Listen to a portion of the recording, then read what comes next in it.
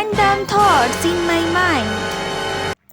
তুমি একটু এখানে বসো মা, আমি তোমার জন্য কিছু খাবার নিয়ে আসি। ঠিক আছে আন্টি, আমি বসছি। কতদিন পর আন্টির বাড়ি এলাম, সেই ছোট্টবেলায় এসেছিলাম।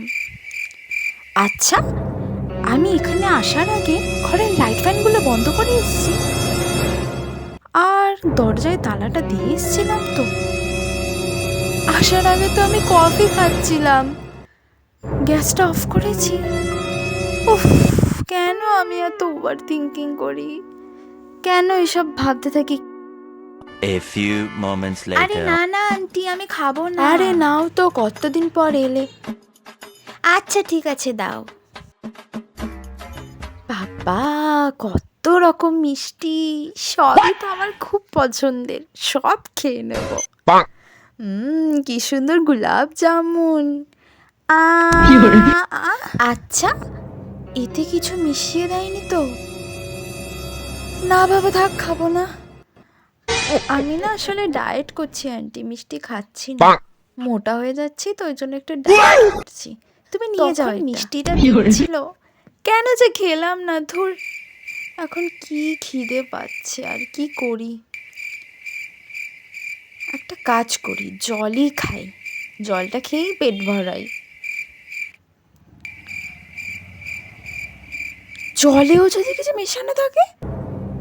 না বাবা, থাক, কিচ্ছু খাবো না, আমার খুব ভয় করে। আরে জানো, ও তো সব সময় খালি লোকের বাড়ি ঝগড়া লাগায়। এ বাবা, আমি তো জানতামই না এগুলো। আচ্ছা ঠিক আছে, তুমি একটু বসো, আমি ওদিকে রান্নাটা দেখে আসি। ঠিক আছে আন্টি।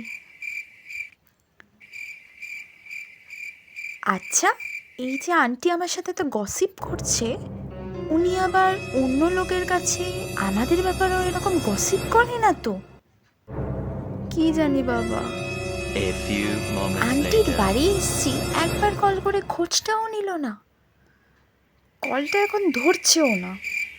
এতবার করে মেসেজ করছি, সেটাও ধরছে না, করছেটা কি? উফ।